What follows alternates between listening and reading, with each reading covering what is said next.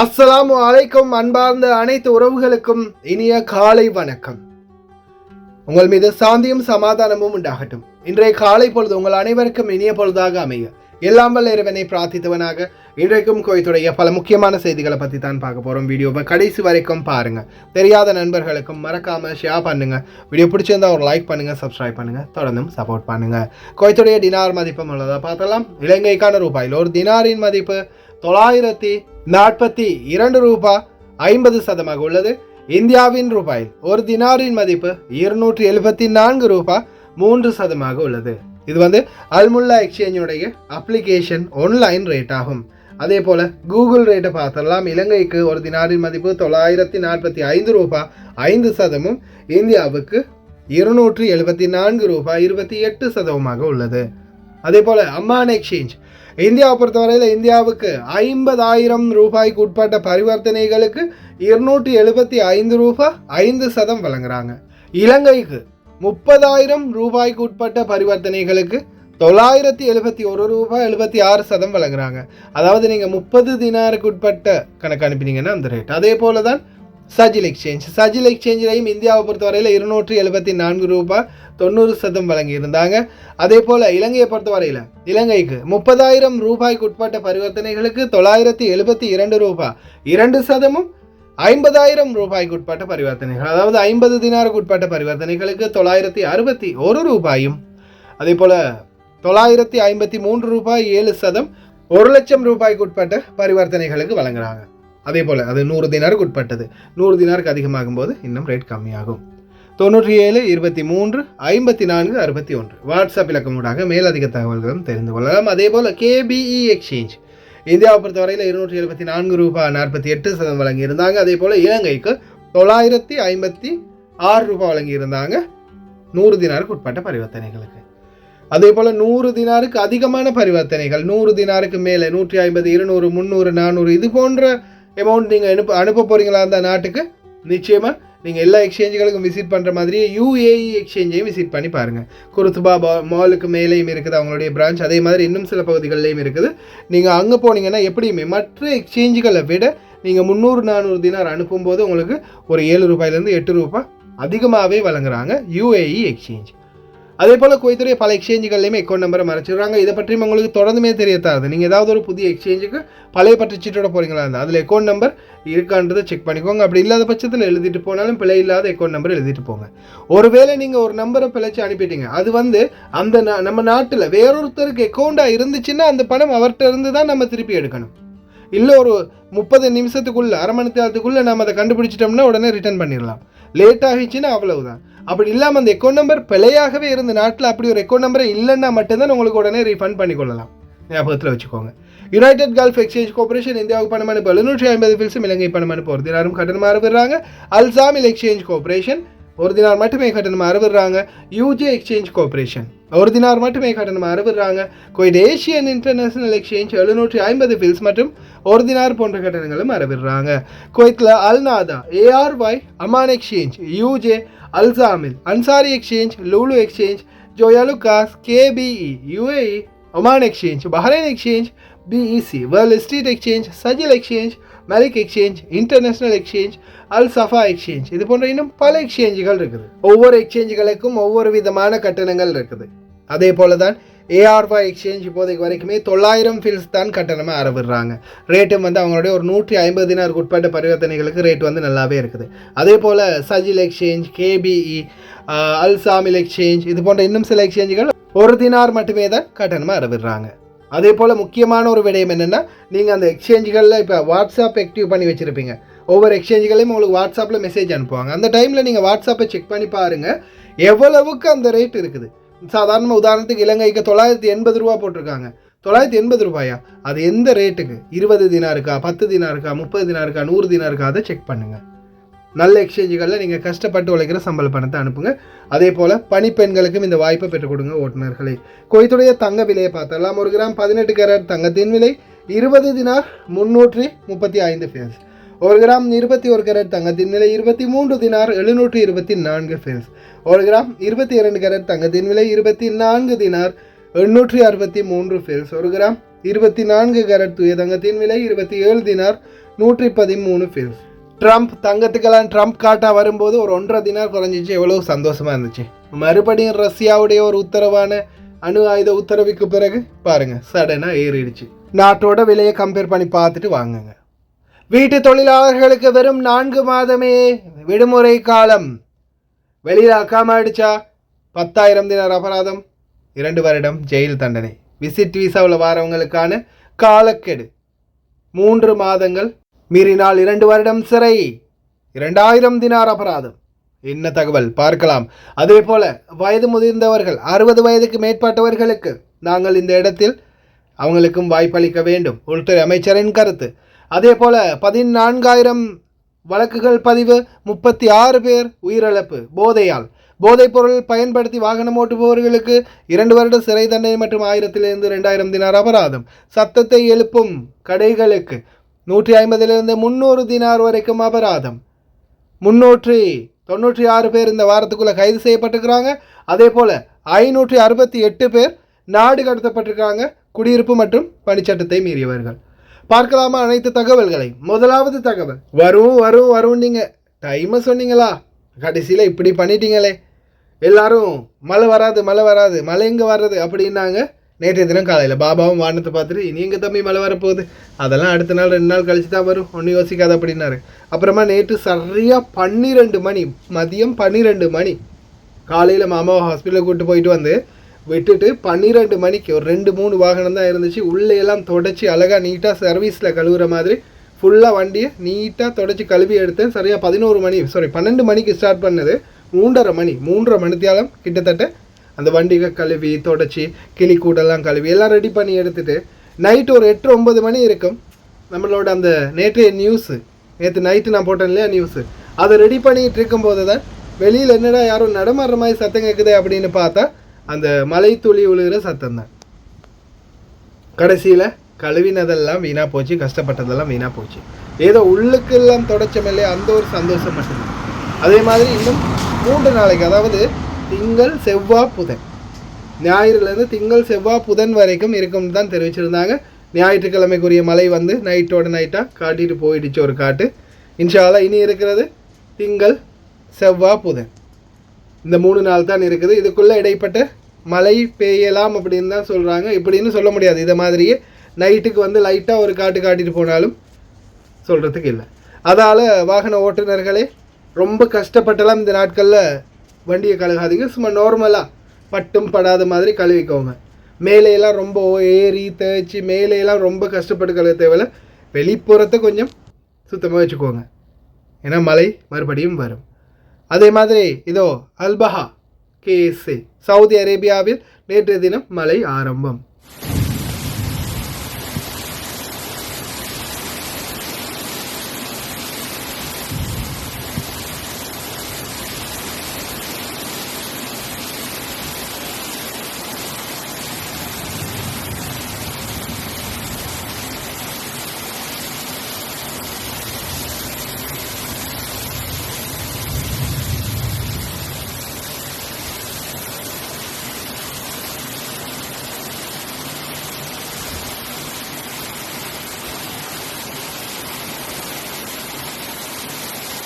உள்துறை அமைச்சர் ஷேக் ஃபஹத் யூசுப் சவுத் அல் சபாஹ் 60 வயதுக்கு மேற்பட்டவர்களின் ஒப்பந்தங்களை புதுப்பிக்க கூடாது என்ற முடிவு மனித வரலாற்றில் ஒரு கரையாக கருதப்படுகிறது.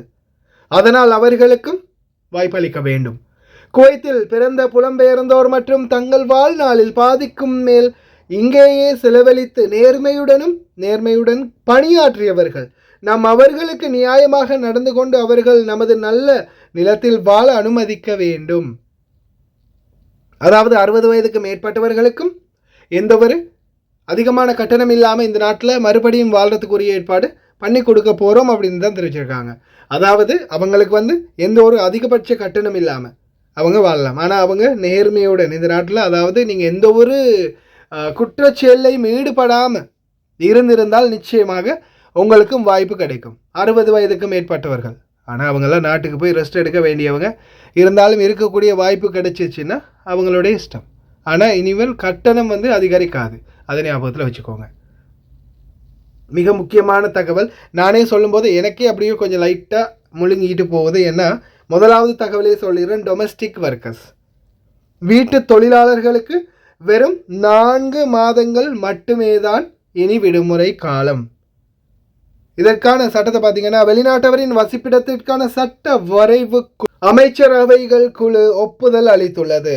அதில் குடியிருப்பு வர்த்தகர்கள் மற்றும் மீறுபவர்களுக்கு கடுமையான தண்டனைகள், குறைந்தது 5 வருட காலம் சிறை தண்டனை மற்றும் 10,000 தினார் அபராதம் வரைக்கும் இருக்கும் என்று தெரிவிக்கப்படுகின்றது.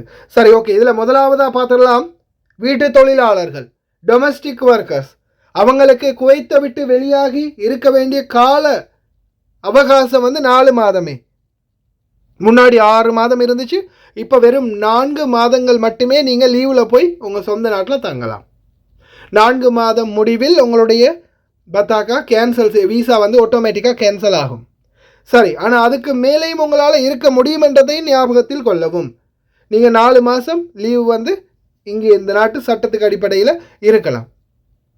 அதாவது 3 மாதமும் 20 நாளும் இருக்கலாம். 3 மாதமும் 20 நாள் இல்லாட்டி 25 நாள். 4 மாதம் ஆரம்பிக்கிறதுக்கு முன்னாடி, 4 மாதத்தை தாண்டதுக்கு முன்னாடி நீங்கள் இங்கே வரணும், இல்லைன்னா வீசா கேன்சல்.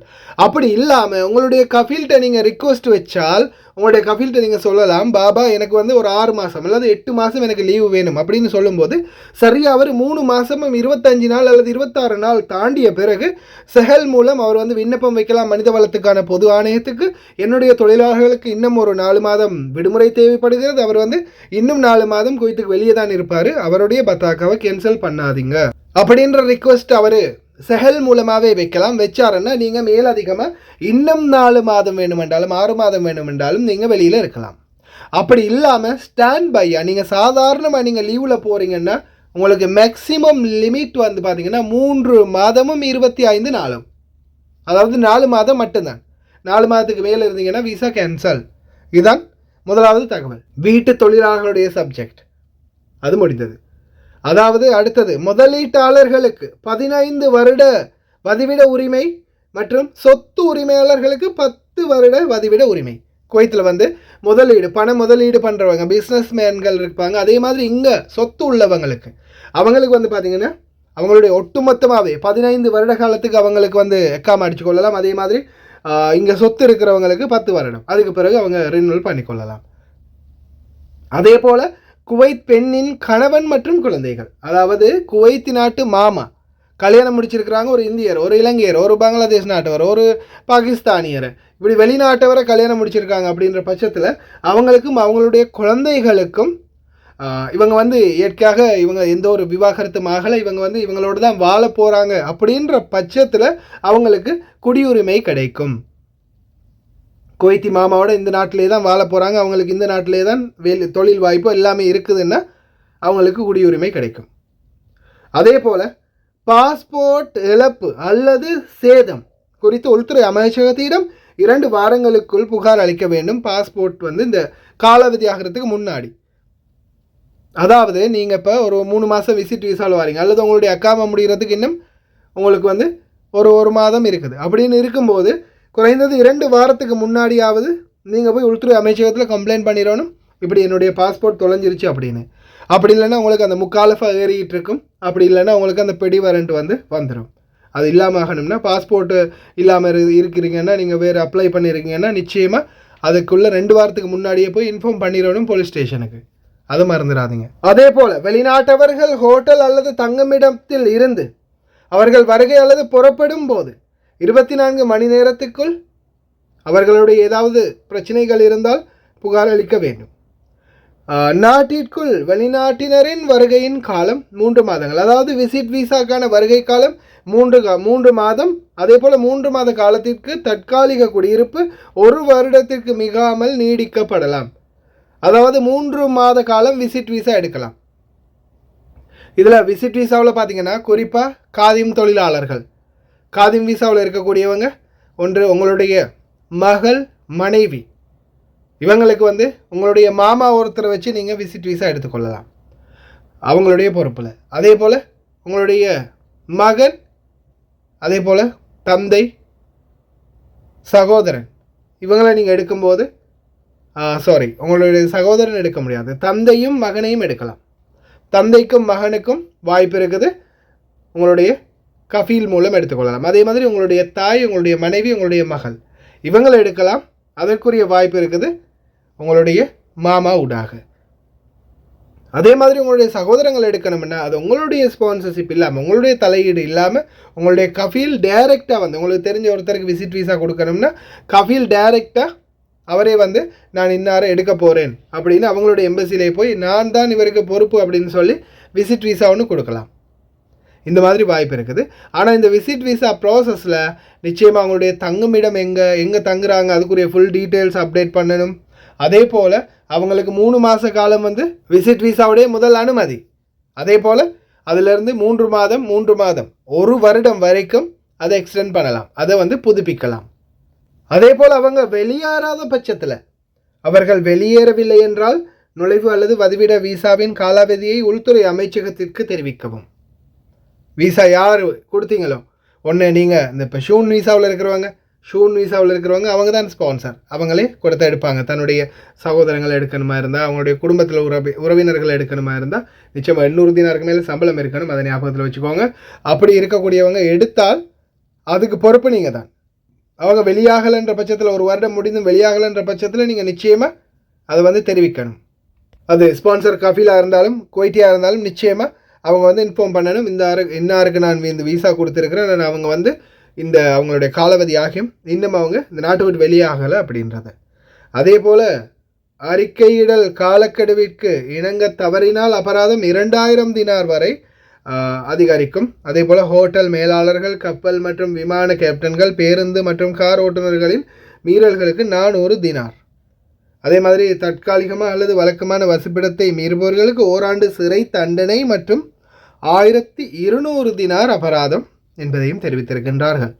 அதாவது நீங்கள் உங்களுடைய விசா காலக்கெடுவை நீங்கள் எவ்வளவுக்கு மீறுறீங்களோ அவ்வளவுக்கு உங்களுடைய தண்டனை அதிகரிக்கும். இதில் குறிப்பாக பார்த்தீங்கன்னா நீங்கள் அந்த காலக்கெடுவை மீறுற பட்சத்தில் 2000 தினார் வரைக்கும் அபராதமும் 2 வருடம் சிறை தண்டனையும் இருக்கும். அதே போல் 1200 தினார் அபராதமும் 1 வருட சிறை தண்டனையும் இருக்குது. குறிப்பாக சட்டவிரோதமாக நாட்டிற்குள் நுழைவது அதற்குரிய தண்டனை பார்த்தீங்கன்னா 3 ஆண்டுகள் சிறை தண்டனையும் 3000 தினார் அபராதமும் அறிவிச்சிருக்கிறாங்க. நிறைய பேர் இந்த நாட்டுக்குள்ளே ஏதாவது ஒரு வழியில் ஃபோர்ஜரி பண்ணி இந்த நாட்டுக்குள்ளே வர பார்ப்பாங்க. ஒருவேளை ஃபிங்கரில் போயிருப்பீங்க, ஃபிங்கரில் போனதுக்கப்புறமா உங்களுடைய ஃபிங்கரையே கட்ட விரல் ஃபிங்கர்லாம் சேஞ்ச் பண்ணிவிட்டு ஆப்ரேஷன் பண்ணி மாற்றிட்டு அந்த மாதிரி இப்போ ரீசெண்டாக கூட இந்தியாவிலேருந்து ஆந்திர பிரதேசத்துலேருந்து வர முயற்சி செஞ்சாங்களே, பிடிபட்டாங்களே ஒரு சிலர் அவங்க. அதே போல் இன்னும் ஒரு சிலர் வந்து இந்த கடல் மார்க்கமாக அல்லது தரை வழியாக, எல்லைகள் வழியாக பாகிஸ்தான், பங்களாதேஷ், ஆப்கானிஸ்தான், ஈராக்கியர்கள், இந்த மாதிரி மற்ற நாட்டவர்கள் எல்லை வழியாக உள்ள நுழைய பார்ப்பாங்க. அப்படியானவங்களுக்கும் பிடிபட்டாங்கன்னா 3 வருடம் சிறை தண்டனை, அதே போல் 3000 தினார் வரைக்கும் அபராதம். அதாவது அடுத்த கட்டம்தான் மிக பெரிய முக்கியமான தகவல். ஒரு வெளிநாட்டவரை வேறொருவருக்கு பணி அமர்த்துவது அல்லது அவரது நிலுவைத் தொகையை செலுத்தாதற்கு 2 ஆண்டுகள் சிறை தண்டனை மற்றும் 10,000 தினார் அபராதம். இது வந்து கஃபீலுக்கு குறைஞ்சது 10,000 தினார் வரைக்கும் அபராதம் இருக்குது. அதே மாதிரி உங்களுக்கு சம்பளம் கொடுக்கலை, உங்களுடைய கஃபீல் உங்களுக்கு எந்த ஒரு சலுகைகளையும் வழங்கலை அப்படின்னா நீங்கள் நேரடியாக உள்துறை அமைச்சகம், நான் நேற்றையும் சொல்லியிருப்பேன், போலீஸ் ஸ்டேஷனில் போய் கம்ப்ளைண்ட் பண்ணலாம். உள்துறை அமைச்சருடைய தலையீடு நேரடியாக இருக்குது இப்போ. ஆனால் உங்களுக்கு எதிராக அவங்க ஏதாவது ஒரு செயல்பாடுகளில் ஈடுபட்டிருந்தால் மட்டுமே. அதே போல் நீங்கள் வெளியில் அக்காம அடித்து வேலை செஞ்சீங்கன்னா குறைந்தது 2 வருடம் வரைக்கும் ஜெயிலில் இருக்க வேண்டி வரும். கஃபீல் அக்காம அடித்து கொடுத்தவருக்கு 10,000 தினாருக்கு மேலே அபராதம் விதிக்கப்படும். அதே போல் அவர் வந்து எக்காரணத்தை கொண்டும் மறுபடியும் ஒரு தொழிலாளர் இந்த நாட்டுக்குள்ளே கொண்டு வரவே முடியாது. அதுதான் இப்போதைய சட்டம். எந்த ஒரு தொழிலாளியுமே அவர் இந்த நாட்டுக்குள்ளே இனிமேல் கொண்டு வரவே முடியாது. இந்த சட்டத்தை மீறுற பட்சத்தில் ஒரு வெளிநாட்டவரை வேறொருவருக்கு பணி அமர்த்துவது, அதாவது உங்களுக்கு அக்காம அடிச்சிடுறது வேறொரு கஃபீல், ஆனால் நீங்கள் இன்னொருத்தட்ட வேலை பார்க்குறீங்க. அப்படி வேலை பார்க்க உங்களை விட்டுருந்தாருன்னா உங்களுடைய கஃபீலுடைய நிலைமை அதுதான். அதனால் இனி வரும் நாட்களில் விசிட் வீசாவில் வந்திருந்தீங்கன்னா தயவு செய்து உங்களுடைய காலக்கெடு முடிகிறதுக்குள்ளே இந்த நாட்டை விட்டு போயிருங்க. அதே போல் இன்னொரு விடயத்தை ஞாபகம் வச்சுக்கோங்க. இப்போ இந்த அக்காம இல்லாமல் இப்போ இருக்கிறவங்க, இதுக்கு முன்னாடி வெளியில் பாஞ்சு இருக்கிறவங்க, அவங்களுக்கு எந்த பிரச்சனையும் இல்லை. இனி வரும் காலம் எப்படியுமே நீங்கள் போலீஸில் பிடிப்பட்டாலோ அல்லது பொது மன்னிப்புன்ற ஒன்று வந்தால் நிச்சயமாக அந்த சூழலில் நீங்கள் போய்கொள்ளலாம். அதே போல் தூதரகம் மூலமாக பதிவு செஞ்சு சரி நீங்கள் போகலாம். அப்படி இல்லாமல் நீங்கள் இப்போது புதிதாக இந்த நாட்டுக்குள்ளே வந்தவங்க தப்பி ஓடி போய் அக்காம இல்லாமல் வெளியில் ரகசியமாக வேலை செய்யணும் அப்படின்னு நினச்சிங்கன்னா இந்த சட்ட நடவடிக்கைகளுக்கு உட்படுத்தப்பட்டு தான் நாட்டுக்கு அனுப்பப்படுவீங்க. 2000 தினார் இல்லாட்டி 2 வருடம் சிறை தண்டனை அல்லது 1 வருட சிறை தண்டனை, 1200 தினார், இந்த மாதிரியான தண்டனைக்கு உட்படுத்தப்பட்டு தான் நாட்டுக்கு போவீங்க. அதை தயவு செய்து ஞாபகம் வச்சுக்கோங்க. வெளியில் அக்காம அடித்து வேலை செய்கிறவங்க இனி நான் தொடர்ந்துமே சொல்லிட்டேன், அதுக்கு மேலே உங்கள் இஷ்டம், பாதுகாப்பாக இருங்க. 1000 தினார்லேருந்து 2000 தினார் வரைக்கும் அபராதம், அதே போல் 1 வருடத்துலேருந்து 2 வருடம் வரைக்கும் சிறை. மது போதையிலையோ அல்லது போதைப் பொருட்கள் பயன்படுத்தி வாகனம் ஓட்டுபவர்களுக்கு புதிய டிராஃபிக் ஃபைன். அதே போல் 14,000 குற்ற வழக்குகள் பதிவாகி இருக்குது போதைப் பொருள் சம்பந்தமாக இந்த வருடம் 2024 ஆரம்பத்திலேருந்து செப்டம்பர் 30 வரைக்கும். கிட்டத்தட்ட 36 பேர் உயிரிழந்திருக்கிறாங்க இந்த வருடத்துக்குள்ளே மட்டும் தற்போதைக்கு வரைக்கும் போதைப் பொருள் பாவனையால் மட்டும்.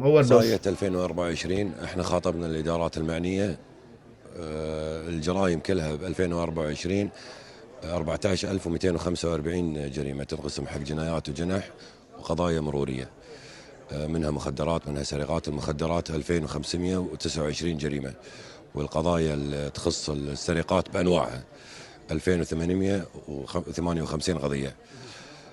طبعا وفيات المخدرات سجلت ل 30/9 36 حاله، وقضايا الوفيات حوالي حاله وفاه من ضمن 6009. அதே போல் ஒலிகளை எழுப்பக்கூடிய கடைகள் பிரிகேடியர் முகமது தெரிவித்தது என்னென்னு பார்த்தீங்கன்னா 75 தினாரில் இருந்த அந்த ஒலிகளை எழுப்பக்கூடிய நோய்ஸி எழுப்பக்கூடிய சவுண்டுகளை விற்கிறவங்க இருக்காங்க இல்லையா, பார்ட்ஸ்கள், வாகன உதிரி பாகங்கள், அந்த கடைகளுக்கு 150 300 தினார் வரைக்கும் அபராதம். அதே மாதிரி வாகனங்களுக்கும் அதே அபராதம் தான். நவம்பர் 17 to 21 2024 396 பேர் கைது செய்யப்பட்டிருக்கிறாங்க. அதே மாதிரி மொத்தமாகவே 568 பேர் நாடு கடத்தப்பட்டிருக்கிறாங்க. பணிச்சட்டம் மற்றும் குடியிருப்பு சட்டத்தை மீறியவர்கள். குவைத்தில் அதிகமாகவே இப்போ கைது செய்யப்படுறது வெளியில் அக்காம அடித்து வேலை செய்கிறவங்க தான். தயவு செய்து கவனம் பாருங்கள், நேற்றைய தினம் செக்கின மட்டுமே.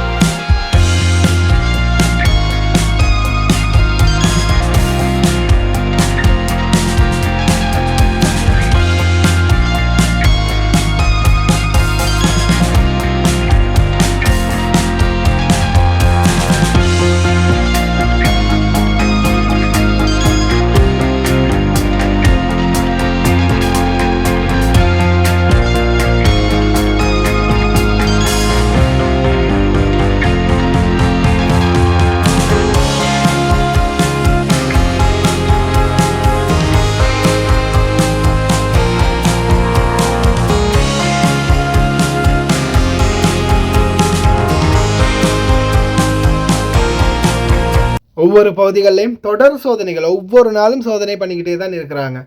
இனி வரும் நாட்களில் தொடர்ந்து செக்இன் இருக்கும். எதையுமே நம்மளால் கன்ஃபார்ம் பண்ண முடியாது. என்னடா இது, இந்த சிச்சுவேஷன் இப்படி இருக்குதே அப்படின்றது நம்மளாலையும் யோசித்து தலையை தான் வெடிக்குமே தவிர வேறு எதுவுமே பண்ண முடியாது. நம்மளால் எதுவுமே பண்ண முடியாது. ஏன்னா இந்த நாட்டுடைய சட்டம். அதே மாதிரி இந்த வெளி வீசாவுலன்னு வந்து வேலை செய்கிறவங்க கவனமாக இருங்க, அவ்வளோதான் சொல்ல முடியும். ஏன்னா நிறைய பேர் இந்த பணம் செலவழித்து வந்து இப்போ வேறு இடங்களில் வேலை செய்கிறாங்க. இந்த சட்டங்களை கேள்விப்பட்ட பிறகு உங்களுடைய கஃபீல்கள் என்ன முடிவெடுப்பாங்கன்னு சொல்ல தெரியாது. ஏன்னா அவங்களால ஒரே ஒரு வேலை பண்ண முடியும் இல்லையா, இன்ஹாஷ் தப்பி ஓடிட்டாங்க அப்படின்னு மெதுவாக கேஸை போட்ட முடியும். அதால் எனி டைம் மறக்காமல் உங்களுடைய பத்தாக்காவை மொபைல் ஐடியில் போட்டு செக் பண்ணி பார்த்துக்கோங்க. மொபைல் ஐடி ஆன் பண்ணி வச்சுக்கோங்க. அப்போ மொபைல் ஐடி உங்களுக்கு ஒர்க் ஆகாத பட்சத்தில் உங்களுடைய பத்தாக்கா கேன்சல் ஆகிருக்கு அப்படின்றத நீங்கள் உறுதி பண்ணிக்கொள்ளலாம். அதால் தயவு செய்து ரொம்ப கவனம். அன்பார்ந்த சகோதரர்களே சகோதரிகளே, மறக்காமல் இந்த விடயத்தை ஞாபகத்தில் வச்சுக்கோங்க. வெளியில் அக்காமல் அடிக்கிறவங்களுக்கு கொஞ்சம் அவேர்னஸ் பண்ணுங்கள். நிறைய பேர் இதை பற்றி சிந்திக்கிறதே இல்லை. பிடிபட்டால் கடைசியில் பணமும் போச்சு, வாழ்க்கையும் போச்சு. கடைசி வரைக்கும் பார்த்து எல்லாருக்குமே ரொம்ப நன்றி. தெரியாத நண்பர்களுக்கும் மறக்காமல் ஷேர் பண்ணுங்கள். வீடியோ பிடிச்சிருந்தால் ஒரு லைக் பண்ணுங்கள், சப்ஸ்கிரைப் பண்ணுங்கள். இன்னும் ஒரு நல்ல வீடியோவில் சந்திக்கலாம்.